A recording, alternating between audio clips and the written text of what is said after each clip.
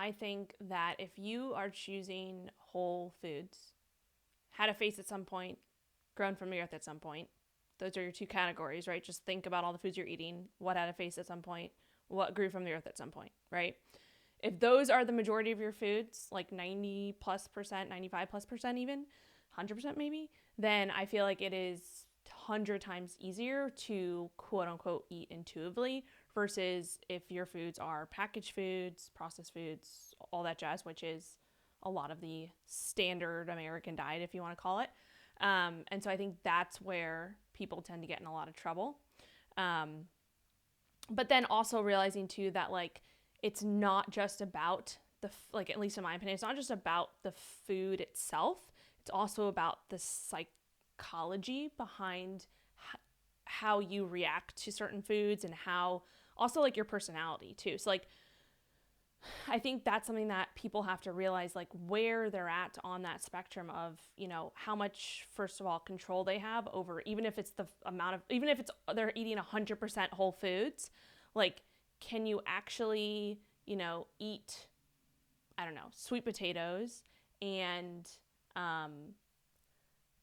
like stop at a certain point, or like when you add things to the sweet potatoes that make it more, palatable. So if you're eating just a plain boiled sweet potato, right? Versus eating a baked sweet potato that you put butter and maybe some cinnamon and whatever else, nut butter and all that stuff on it to make it even more palatable. So your brain is literally like, wow, this is so good. I just want to eat more and more and more of it, obviously to a certain point.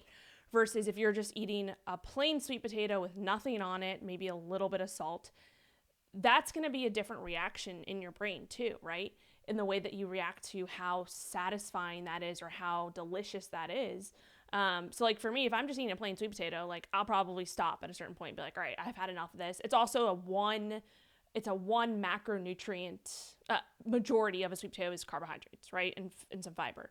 Versus when you take that sweet potato and you add a lot of fat to it, fats and carbs together, which increase that, that reward center, palatability and reward center in your brain tells you, hey, let me eat more of this because this is really good. So that is, I think, at least in my eyes, like a little bit of an issue when it comes to intuitive eating, because I would much rather track, okay, this is how much sweet potato I'm going to eat with this much nut butter and this much, or butter and cinnamon, and really enjoy that, but know like, okay, I can only have this amount or else I'm going to go way overboard, right? Versus having a plain sweet potato where I'm like, all right, like this is pretty good, but like it's not that great. You know what I mean? Yeah, because I know I'll stop at some point because it will be less attractive to my brain and my palate, if that makes sense. So for me personally, because I feel like I have so much education and awareness around the like how much food I'm eating, and my like I've gone through a long period of time of tracking and being aware of like, okay, this is how much 4 ounces of chicken looks like, this is how much, you know, 100 grams of sweet potato looks like, because I've weighed and measured it for years.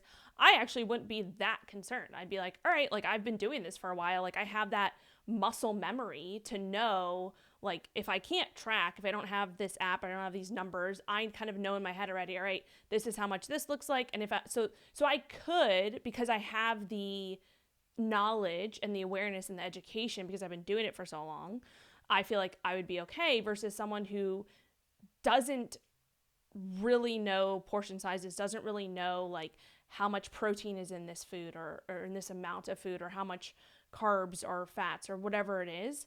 I think that is where tracking, and that's why I personally think that tracking is such a great tool for anybody, even if they only do it for a certain period of time and then they like stop doing it and then they go to maybe intuitive eating.